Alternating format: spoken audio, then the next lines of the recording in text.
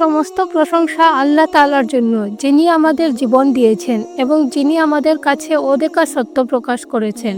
এই পৃথিবীর শেষ সময় সম্পর্কে জানার জন্য আপনারা সবাইকে স্বাগত জানাই। আজকের আলোচনায় আমরা জানব কিয়ামতের আলামত এবং সেই মহান দিনটির ভয়াবহতা। আসুন আল্লাহর বাণী এবং নবীজি সাল্লাল্লাহু আলাইহি ওয়াসাল্লামের হাদিসের আলোকে কিয়ামতের আলামত সম্পর্কে জানি। যখন আল্লাহ রাব্বুল আলামিনের নির্ধারিত সময় চলে আসবে, তখন কিয়ামত সংগঠিত হবে। তিনি কিয়ামত সংগঠনের দায়িত্বশীল ফেরেশতাকে সিংহায় ফুৎকার দিতে নির্দেশ দিবেন। সে একটি ফুৎকার দিবে, ফলে জমিন ও পর্বতমালা সরিয়ে নেওয়া হবে।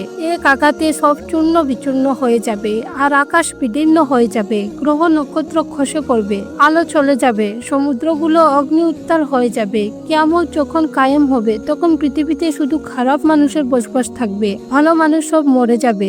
আল্লাহ রাব্বুল আলামিন বলেন, হে মানুষ, তোমরা তোমাদের রবকে ভয় করো। নিশ্চয় কিয়ামতের প্রকম্পন এক ভয়ঙ্কর ব্যাপার। যেদিন তোমরা তা দেখবে, সেদিন প্রত্যেক স্তন্যদানকারিণী আপন দুগ্ধপুষ্ট শিশুকে ভুলে যাবে এবং প্রত্যেক গর্ভধারিণী তার গর্ভপাত করে ফেলবে। তুমি দেখবে মানুষকে মাতাল সদৃশ্য, অথচ তারা মাতাল নয়। তবে আল্লাহর আযাবই কঠিন। সূরা আল হাজ আয়াত নম্বর 1 থেকে 2। অতঃপর যখন সিংহায় ফুঁক দেওয়া হবে, একটি মাত্র ফুঁক, আর জমিন ও পর্বতমালাকে সরিয়ে নেওয়া হবে এবং মাত্র একটি আঘাতে এগুলো চূর্ণ বিচূর্ণ হয়ে যাবে। ফলে সেদিন মহা ঘটনা সংঘটিত হবে, আর আসমান বিদীর্ণ হয়ে যাবে। ফলে সেদিন তা হয়ে যাবে দুর্বল বিক্ষিপ্ত। ফেরেশতাগণ আসমানের বিভিন্ন প্রান্তে থাকবে। সেদিন তোমার রবের আরশকে 8 জন ফেরেশতা তাদের ঊর্ধ্বে বহন করবে। সেদিন তোমাদেরকে উপস্থিত করা হবে, তোমাদের কোনো গোপনীয়তাই গোপন থাকবে না। সূরা আল হাক্কা আয়াত নম্বর 13 থেকে 18। যখন আসমান বিদীর্ণ হবে, আর যখন নক্ষত্রগুলো ঝরে পড়বে, আর যখন সমুদ্রগুলোকে একাকার করা হবে, আর যখন কবরগুলো উন্মোচিত হবে, তখন প্রত্যেকে জানতে পারবে সে যা আগে পাঠিয়েছে এবং যা পিছনে রেখে গেছে। সূরা ইনফিতার আয়াত নম্বর 1 থেকে 5। তোমাদেরকে যা কিছুর ওয়াদা দেওয়া হয়েছে তা অবশ্যই ঘটবে। যখন তারকারাজি আলোহীন হবে, আর আকাশ বিদীর্ণ হবে, আর যখন পাহাড়গুলি চূর্ণ বিচূর্ণ হবে, আর যখন রসুলদেরকে নির্ধারিত সময়ে উপস্থিত করা হবে। কোন দিনের জন্য এসব স্থগিত করা হয়েছিল? বিচার দিনের জন্য। আর কিসে তোমাকে জানাবে বিচার দিবস কি? মিথ্যারূপকারীদের জন্য সেদিনের দুর্ভোগ। সূরা আল মুরসালাত আয়াত নম্বর 7 থেকে 15। আর তারা তোমাকে পাহাড় সম্পর্কে জিজ্ঞাসা করবে, বলো, আমার রব এগুলোকে সমূলে উৎপাটন করে বিক্ষিপ্ত করে দিবেন। তারপর তিনি তাকে মসৃণ সমতলভূমি করে দিবেন। তাতে তুমি কোনো বক্রতা ও উচ্চতা দেখবে না। সেদিন তারা আহ্বানকারীর অনুসরণ করবে, এর কোনো এদিক সেদিক হবে না, এবং পরম করুণাময়ের সামনে সকল আওয়াজ নিচু হয়ে যাবে। তাই মৃদু আওয়াজ ছাড়া তুমি কিছুই শুনতে পাবে না।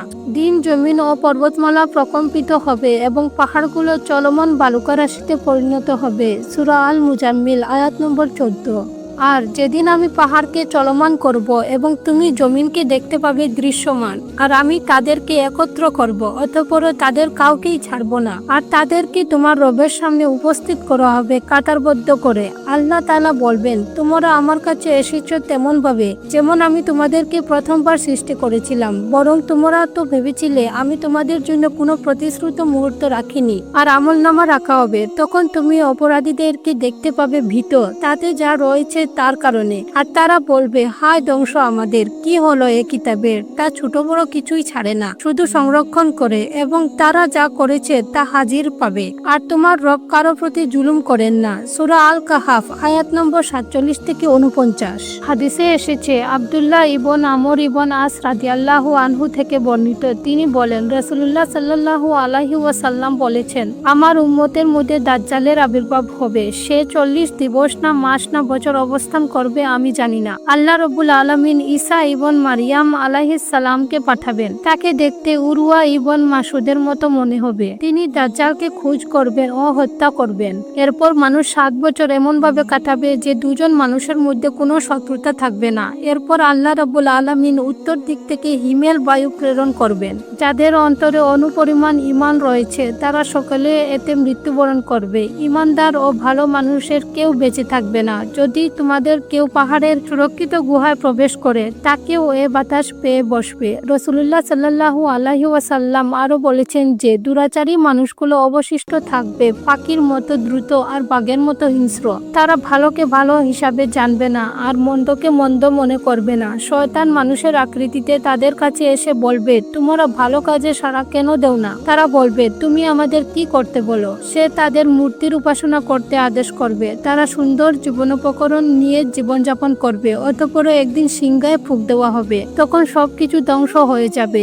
এরপর একদিন প্রচন্ড বৃষ্টি বর্ষিত হবে। এই বৃষ্টির কারণে মানুষের দেহগুলো উদ্ভিদের মতো উত্থিত হবে। এরপর আবার সিংহায় ফুঁক দেওয়া হবে, তখন মানুষেরা দাঁড়িয়ে যাবে ও এদিক সেদিক তাকাতে থাকবে। তারপর বলা হবে, হে মানব সকল, তোমাদের রবের দিকে আসো, তোমরা দাঁড়িয়ে যাও, তোমাদের জিজ্ঞাসাবাদ করা হবে। এরপর আল্লাহ তাআলা বলবেন, জাহান্নামীদের বের করে আনো। জিজ্ঞাসা করা হবে, কতজন থেকে কতজন বের করে আনবো? উত্তর দেওয়া হবে, প্রত্যেক 1000 থেকে 999 জনকে বের করে আনো। রাসূলুল্লাহ সাল্লাল্লাহু আলাইহি ওয়াসাল্লাম বললেন, সেটি এমন দিন যা শিশুদের বৃদ্ধ করে দিবে, আর এই দিনটিতে আল্লাহ তাআলা নিজ পায়ের গোছা উন্মুক্ত করবেন। স্মরণ রাখুন, এই পৃথিবী চিরস্থায়ী নয়। আমাদের কাজ এবং বিশ্বাসী হবে কিয়ামতের দিন আমাদের নাজাতের মাধ্যম। আপনারা যদি এই আলোচনাটি শিক্ষণীয় মনে করেন তবে লাইক, শেয়ার এবং সাবস্ক্রাইব করতে ভুলবেন না। আমাদের সাথে যুক্ত থাকুন আল্লাহর পথে চলার জন্য। পরবর্তী পর্বে আবার দেখা হবে ইনশাআল্লাহ। আল্লাহ আমাদের সকলকে সঠিক পথে পরিচালিত করুন। আসসালামু আলাইকুম ওয়া রাহমাতুল্লাহি ওয়া বারাকাতুহু।